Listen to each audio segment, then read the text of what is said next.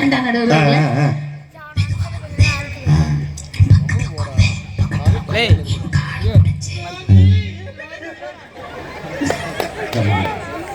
ஏங்க இந்த விழாக்குழு அமைப்பாளர்கள் யாருங்க? இந்த ரெண்டு பேத்தையும் அப்புறப்படுத்துங்க. அவங்களை அப்புறப்படுத்தணும்னா பஸ்ஸுக்கே காசு இல்லாம பைபாஸ்ல தான் நிக்கணும். தயவு செய்து கம்பெனி முடிச்சு அப்புறமா வாங்கிக்கலாங்க. இப்போ கேளுங்க மறுபடியும்.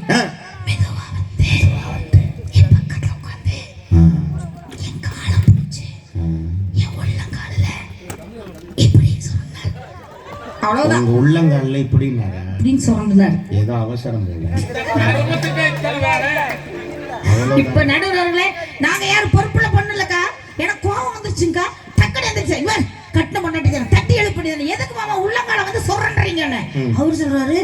என்னடி உங்க வீடு பட்டிக்காட்டுல இருக்குது, வீடே கொஞ்சம் நல்லா இல்லாம இருக்கே, இந்த பாத்ரூம் எப்படி இருக்குன்னு நினைச்சடி, பாத்ரூம் நவீன டெக்னாலஜியில கட்டிக்கிறாங்கடினாரு. பாத்ரூம்ல என்ன நவீன டெக்னாலஜி? அதுதான் எனக்கு எனக்கு தெரியாம என்ன நவீன டெக்னாலஜி. தானா போகணும், தானா கழுவணும், தானா திரும்பணும். என்ன மோட்டர் வச்சா உள்ள உறிஞ்சுறாங்க. இது என்ன நவீன டெக்னாலஜின்னு? என்ன மாமா நவீன டெக்னாலஜின்னு? இல்லடி, பாத்ரூம் போலான்னு போனடி, போய் கதவை தாண்டி திறந்த லைட்டு தன்னால எரியுதுடி. எல்லா வேலையும் முடிச்சுட்டு கதவை சாத்திர லைட் ஆஃப் ஆயிடுச்சுங்க.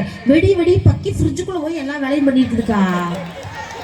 நிஜமா நடுவுல வீட்டு புரிஞ்சு அவ்வளவு பெருசாக்கா? சின்னதானுங்க. இவரு தவுந்து வந்தார்ல, இவரு ஹைட் கட்டாங்க கரெக்டா இருக்குது. பொட்டாப்பு லுங்கி கூட வாக்கா இடிக்கல. இடிக்க தெரியல போயிட்டு பாருங்க. அந்த ஃப்ரிட்ஜுக்குள்ள போய் 6000 ரூபாய் ஃப்ரிட்ஜ வேஸ்ட் பண்ணி போட்டாரு. நம்ம பொறுப்பா இருக்கணுமே நினைச்சு இவரு டைவர்ஸ் பண்ணிருந்தா என்னங்க ஆகுறது? என்ன ஆயிருக்கு? ஆனா நாங்க அப்படி பண்ணல நடுவுல. அது போனா போயிட்டு பாருங்க. 6000 ரூபாய் ஃப்ரிட்ஜ் தானே, 12000 ரூபாய் ஃப்ரிட்ஜ், டபுள் டோர் ஃப்ரிட்ஜ் வாங்கி தர உன்னோட ஹைட்டுக்கு வச்சுக்குமாமான்னு சொல்லி நடுவுல வீட்டுக்குள்ள அவரை எப்படி வச்சு மேல் மாடியில வேணாலும் போங்க, கீழ வேணாலும் போங்க. ஆமா அப்படி சொல்லி வச்சோம். வீரத்தில கட்ட பொம்மே, சூரத்தில ஊமை தோனே, ரோஷத்தில நீயும் ஒரு தேசிங்க ராசா. வீரத்தில கட்ட பொம்மே, சூரத்தில ஊமை தோனே, ரோஷத்தில நீயும் ஒரு தேசிங்க ராசா. தங்கந்தா எனக்கு சிங்கந்தா. அந்த கதை அப்போ அட இப்போ நம்ம சொந்த கதை சொல்லு.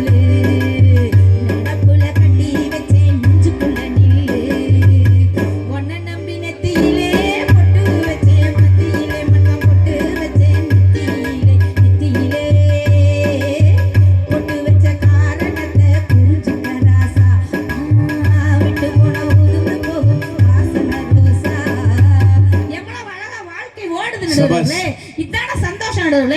நடுவுல திருமண வாழ்க்கைங்கிறது என்ன தெரியுங்களா? நீங்க வாத்தியாரு, நீங்க 1 2 சொல்லி கொடுக்கும்போது 1 2 3ன்னு கரெக்டா சொல்லி கொடுப்பீங்க. இப்படி கரெக்டா சொல்லி கொடுத்தீங்கன்னா அது வகுப்பறை பாடம். அதைவே தலைகீழா சொன்னீங்கன்னா அதுதான் வாழ்க்கை பாடம் நடுவுல. எப்படி தெரியுங்களா?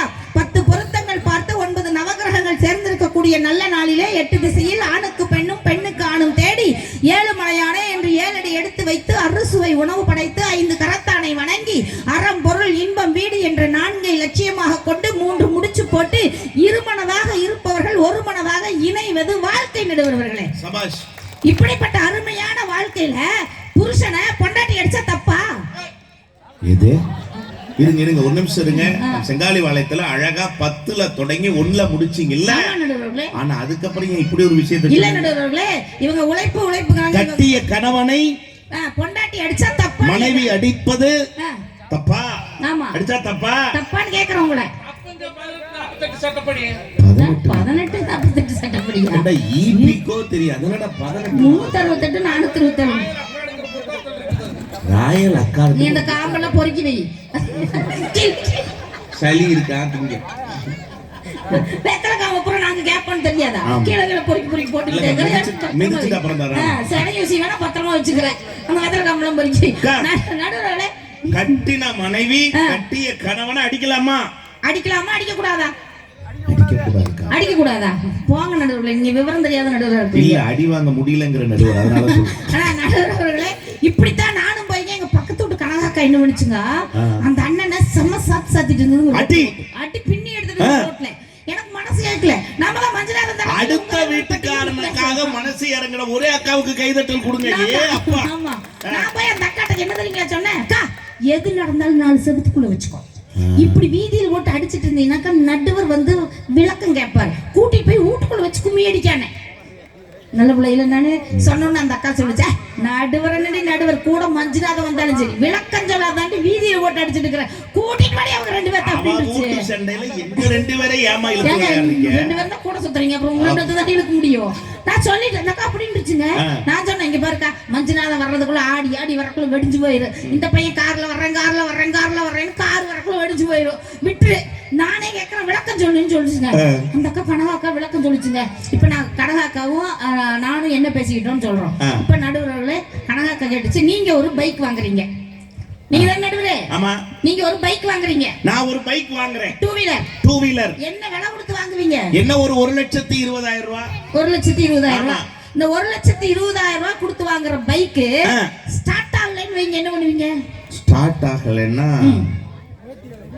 உதைப்பேன் எதை உதைப்பீங்க வாங்கி கொடுத்தவள இல்ல வாங்கின பைக்கே உதைப்பீங்க நடுவர்களே நாங்க என்ன கேக்குறேன் 1,20,000 ரூபாய் கொடுத்து வாங்கின ஒரு பைக்கவே ஸ்டார்ட் ஆகலைன்னா உதைக்கிறீங்களே ஒரு நாளைக்கு எத்தனை உதைக்கிறீங்க ஒரு நாளைக்கு ஸ்டார்ட் ஆகுற வரைக்கும் உதைப்பேன் ஒரு 4 உதைச்சா ஸ்டார்ட் ஆகும் 4 உதைப்பேன் 5 உதைப்பேன் சில நேரங்கள்ல 2 உதையிலே ஸ்டார்ட் ஆகி போகுது சில நேரத்துல 10 தடவை 2 உதைனே வைங்க நடுவர்களே ஒரு நாளைக்கு ஒரு 4 இடத்துக்கு போறீங்க 4 2 8 உதை அந்த பைக் உதைக்கிறீங்க ஒரு அக்கா நல்லா இருந்தா கரெக்டா இருந்தா கை தட்டி விடுங்க 1,20,000 ரூபாய் விலை கொடுத்து வாங்கின ஒரு பைக்கவே ஒரு நாளைக்கு ஸ்டார்ட் ஆகலைன்னா 8 தடவை உதைக்கிறாங்களே நாம 1,00,000 ரூபாய் வரதட்சணை கொடுத்து ஒரு 10 பவுன் 15 பவுன் நகையும் போட்டு ஓட்ட தெரியாத இதுகளுக்கெல்லாம் காலட்டாத இதுகளுக்கெல்லாம் பைக் வாங்கி கொடுத்து நம்ம வீட்டுக்கு ஓட்டிட்டு வரமே இதுக்கு சரியா இல்லைன்னா நம்ம அடிச்சா என்ன தப்புன்னு கேக்குறேன் புருஷனும் பைக்கும் ஒண்ணு பேசுற புருஷனும் பைக்கும் ஒண்ணு நீ எந்த ஸ்டைல் பேசு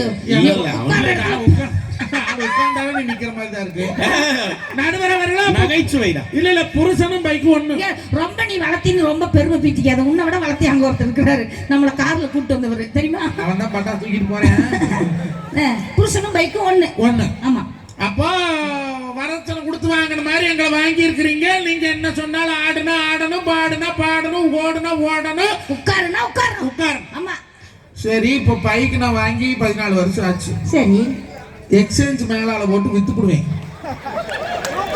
பழைய பைக்கை கொடுத்தா புது பைக் ரெஜிஸ்ட்ரேஷனே ஆகாத பைக் கொடுக்கறான் நம்ம பேருக்கு தனியா ரெஜிஸ்டர் பண்ணலாம் சரி அப்போ நான் கல்யாணமாயி அதர பழச ஆயிட்டேன் ஆமா பக்கத்து வீட்டுக்காரி 10,000 ரூபாய் கேக்குறேன் பொண்டாட்டி விட சொல்ல இவன் 10,000 ரூபாய் கொடுத்து வரங்க இவன் 10 பவுன் நகை போடுறேங்கிறியா நடுவரு நோ ரிஜெக்ட் போங்க நடுவரு அப்ப புருஷனும் பைக் ஒண்ணு இல்ல நான் கேக்குறேன் புருஷனும் பைக் ஒண்ணுதான் இப்ப புருஷன் குட்டி போடுங்கறீங்க நாங்க எல்லாம் குட்டி போட்டு தருவோம் பைக் குட்டி போடுமா ஓப்ப பைக் குட்டி போடாத பைக் குட்டி போடாத நாம குட்டி தரமல கை தட்டுங்க மனைவி என்பவள் பிள்ளை பெற்று தருவாள் அத பைக் வந்து குட்டி பைக் புள்ள குட்டி பெற்று தருவாயா பைக் குட்டி போடு அது எப்படி ஒரு ராயல் என்ஃபீல்ட் 2,40,000 ரூபாய் ஆமா அதை வித்தா 2 ஹீரோ ஹோண்டா வாங்கலாம் ஒரு ஹீரோ ஹோண்டா 1,10,000 ரூபாய் அதை வித்தா 2 எக்ஸல் வாங்கலாம் ஒரு எக்ஸல் 55,000 ரூபாய் அதை வித்தா 2 சைக்கிள் வாங்கலாம் ஒரு சைக்கிள் 13,000 ரூபாய் அதை வித்தா 2 குட்டி சைக்கிள் வாங்கலாம் அந்த குட்டி சைக்கிள் பழசா போச்சுன்னா டயர் வெட்டு கர கமஞ்சோரு கட்டச்சு திணல்ல ஜோரம் டயர் வண்டி வாங்கலாம் இங்க பாருங்க என்னதான் அந்த டயரும் தேஞ்சிருச்சுனா அந்த குச்சியை ஒரு மூலையில வச்சுட்டு நம்மளும் உட்கார்ந்துக்க வேண்டியது டயர் பழையக்காரனை போட்டு பேரிச்ச பழத்தை வாங்கி தின்னுட்டு கொட்டை திப்பிட்டு போயிட்டே இருப்பா அங்க அக்கா நான் என்ன கேக்குறேன் நீங்க என்னதான் வண்டி நீங்களும் ஒண்ணுங்கனாலும் வண்டி பழசா இருந்தா கூட மூளையில உட்கார வச்சிருவோம் இல்ல நீங்க குட்டி போடுறேன்னு சொல்லி வண்டி வித்து கூட பழசு வாங்கிக்கிங்க ஆனா புருஷன் எப்படி இருந்தாலும் சரி நீ ஆம்பளைன்னு வீட்டுல இருந்தா போதும்னு சொல்லி தின்ன கட்டி எதுக்கு வச்சுக்கிறோம் உட்காரு மாமான்னு உட்கார வச்சு சோறு ஓடுற பெண்கள் பொறுப்பா இருக்கிறதுனாலதான் நடுவர் அவர்களே குடும்பம் இருக்கு மாமனே உன்னை பார்க்காம வட்டியில் சோறு உங்காம பாவினா பருத்தி மாறா போனேனே காகத்தான் கத்தி போனாலோ கதவுதான் சத்தம் போட்டாலோ ஓடி வந்து உன்முகம் தேடி பார்த்தேனே ஓடையில் ஒத்த கரையோரம் கத்தியே உன் பேர் சொன்னேனே ஓடுகின்ற ரயிலின் ஓரோரம் ஓடியே உன் பேர் சொன்னேனே அந்த ரயில் தூரம் போனதும் ஈரம் ஆனதும்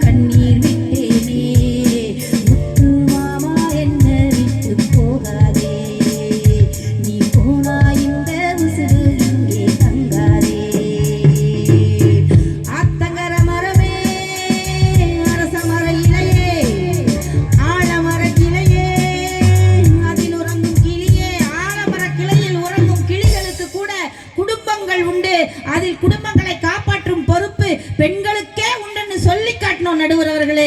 பெண்கள் பொறுப்பா இருக்கிறதுக்கு ஒரே ஒரு விஷயம் சொல்றாங்க.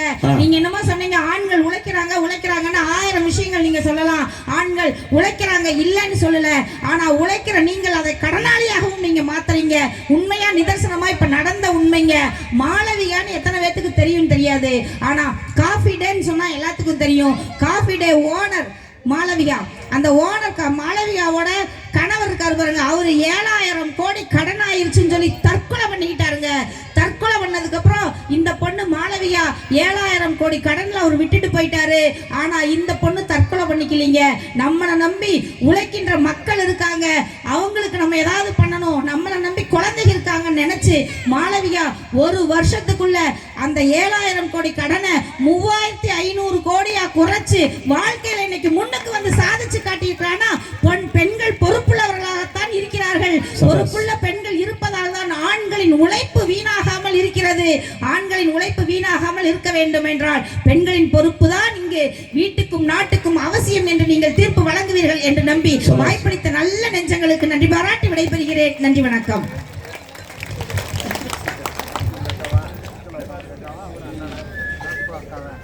நம்முடைய அற்புதமான செங்காலி பாளையத்தில் அம்மா அப்படியே உட்காருங்க. நேரம் சூழல் புரிகிறது. ஒரு அரை மணி நேரம் ஒட்டுமொத்த நிகழ்ச்சியை நிறைவு பண்ண போறோம். அதுக்கப்புறம் தம்பியினுடைய படுகள பாடல். ஒரே விஷயம் என்னன்னா, பாருங்க, வரும்போது தனித்தனியா வர்றது, போகும்போது கும்பலா போகக்கூடாது. சரிங்களா?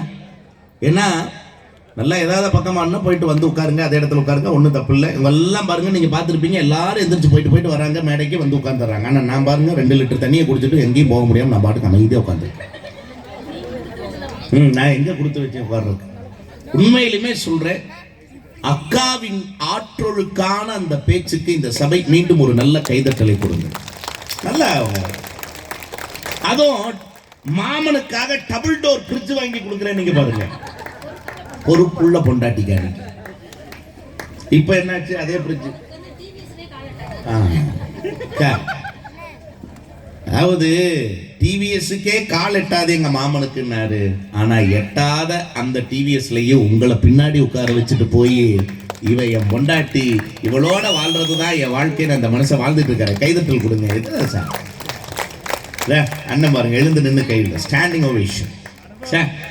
நல்ல மக்கள். உண்மையிலுமே நான் பெருமைக்காக சொல்லலைங்க, உண்மை. இது வெறும் புகழ்ச்சி இல்லை. பாரதி மொழியில சொல்லணும்னா, தம்பியா இருக்கட்டும், அக்காவா இருக்கட்டும், சகோதரியா இருக்கட்டும், மஞ்சுவா இருக்கட்டும், நாங்க எல்லாருமே தொலைக்காட்சியில பேசுறவங்க.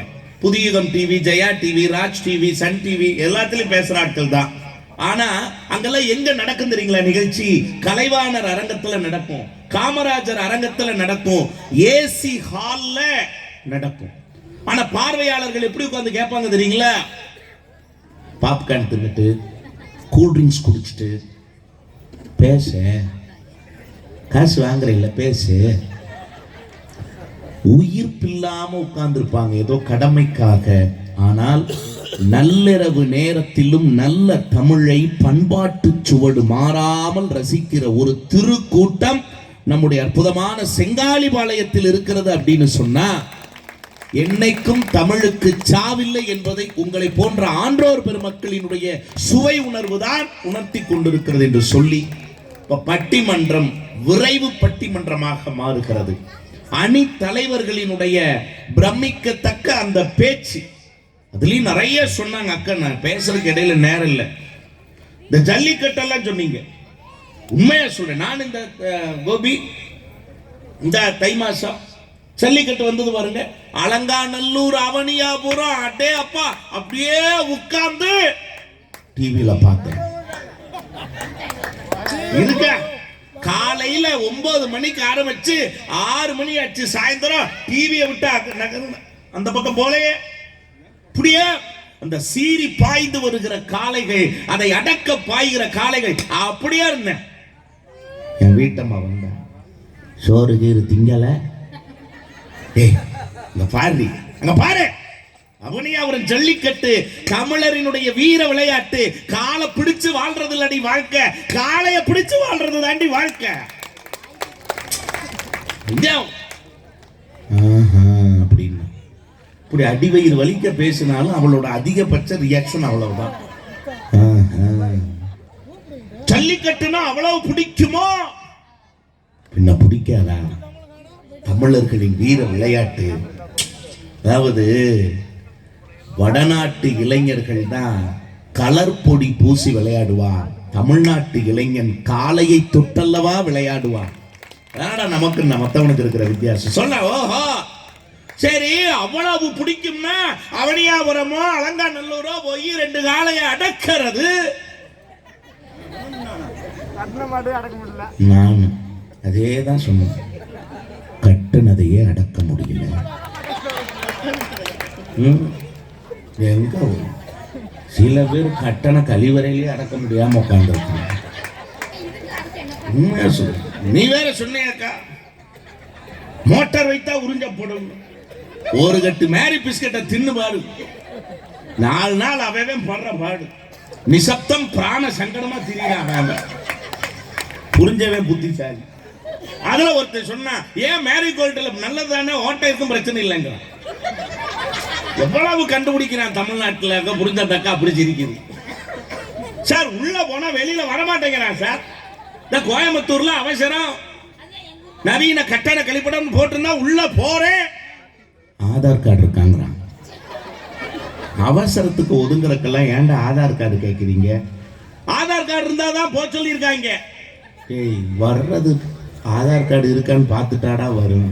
அவசரத்துக்கு ஒடுங்குறாங்களே. இருந்து ஆதார் கார்டு இருந்ததுக்கா பாருங்க, ஆதார் கார்டு பேன் கார்டு எல்லா கார்டும் வரிசையா வச்சிருக்கேன். ஏன் தெரியுமா? அவசரம்னா என்ன செய்யறது? பாக்குறேன் ஆதார் கார்டு பார்த்துட்டு இது செல்லாதுன்ட்டான். ஏன்டா? ரவிக்குமார் உன் பேர்? ஆமா ரவிக்குமார்னு இருக்கு. இல்ல போய் தாலுகா ஆபீஸ்ல போய் இ சேவா மையத்துல மாத்திட்டு வா, அதுக்கப்புறம் போவையாமான்னா. நான் பஸ்ஸை பிடிச்சி பெருந்துரை வந்து இ சேவா மையத்தில் மாற்றி அதுக்கப்புறம் நான் அங்கே கொண்டு அதை கொடுத்து போனா என்ன, அப்படியே போனா என்ன, யோசிச்சு பாருங்க. ஆனா ஒன்னு சொல்றேன், ஆதார் கார்டுனால என்ன நல்லது? இந்த ஓட்டு போட போகும்போது அடையாள அட்டையை எடுத்துட்டு போகலாம் அப்படின்னு நினைக்கிறீங்க. இந்த உலகத்துல நாம தான் அழகு அப்படின்னு யாருக்காவது ஒரு தற்பெருமை இருந்ததுன்னா, தலக்கணம் இருந்ததுன்னா, அவன் ஆதார் கார்டு எடுத்து பாருங்க, அடுத்த நிமிஷம் அந்த தலக்கணம் செத்து விழுந்துருக்கீங்க. ஆமா, ஐஸ்வர்யா ராய் உலக அழகி, அவளையே உள்ளூர் கிளவி மாதிரி தான் எடுத்து வச்சிருக்கேன். நான் ஆள் பாருங்க, ஆள் எப்படி இருக்கிறேன்னு என்ன ஊதுகாமால வந்தவனா எடுத்து வச்சிருக்கேன். இப்படி வீங்கி கிடக்குறேன் டேங்கர் மாதிரி. அதுல இந்த ரேஷன் கார்டுல குடும்ப தலைவர் படம் எடுத்து ஒட்டினா பாருங்க, ஸ்மார்ட் கார்டு. வேலைக்காரங்க உண்மையா சொல்றேன், அந்த ஸ்மார்ட் கார்டுல என் போட்டோவை பார்க்குது. போன தடவை இந்த ரேஷன் கடையில் அரிசி போடுற அம்மா, இவர் செத்த 6 மாசம் ஆச்சுங்களேங்குது. நான் தான்மா. அப்படியா? ஏதோ கொஞ்சம் கொஞ்சமா கரையிற மாதிரியே இருக்குன்னு, அந்த லட்சணத்துல இருக்குது போ அப்படின்னு. போட்ட கரையுமா நான் கேட்கிறேன், நெளிச்சுக்கிட்டு போகுது அப்படின்னு நான் கேட்கிறேன். என்ன இவ்வளவுக்கு மத்தியில ஒரு ஆடவன் வாழ்ந்து கொண்டிருக்கிறானே, பெரிய ஒரு ஆடவன் பேசும்போதே வேட்டு வைக்கிறீங்களே. ஆடவனாலே வேட்டு தான், ஆடவனுக்கான வேட்டான்னு தெரியல.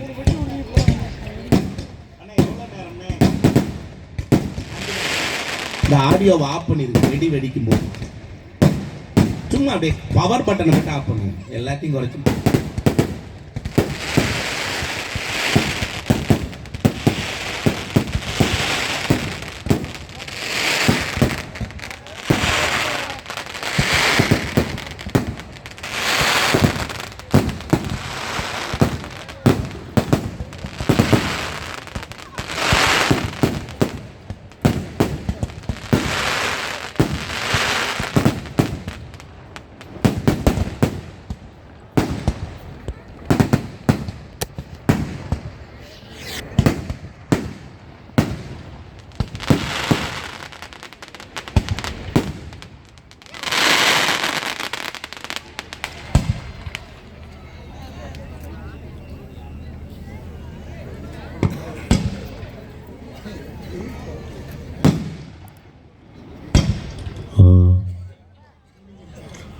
என் மாப்பிள்ளை ஊர்வலத்தில் வச்ச மாதிரியே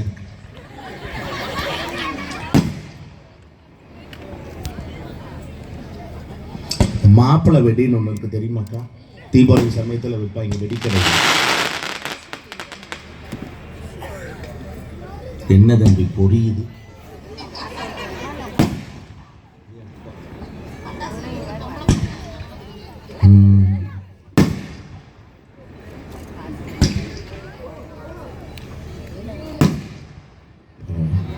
ஸ்லோ மோஷன் வெடியாட்டிருக்கு.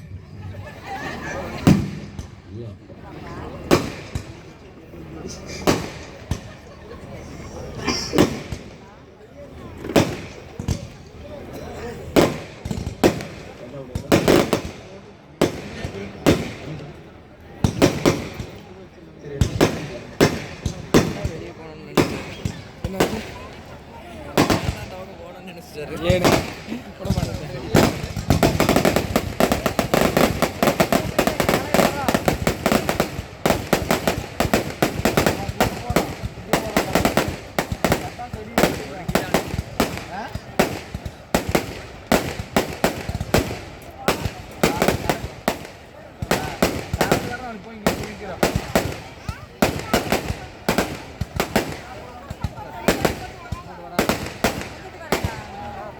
காலையில் வரோம். அங்கே வருது கட்டில அந்த வீட்டில் கட்டலுக்குல்ல மணி 11 போச்சு. காலையில் வேண்டாம் வண்டி வர தூங்கிட்டு வருவான்.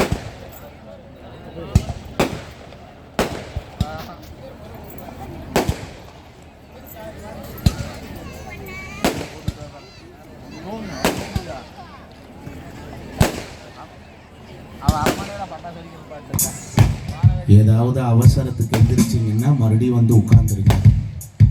உங்களை நம்பித்தான் நாங்கள் உட்கார்ந்துருக்கோம். எல்லாரும் சேர்ந்து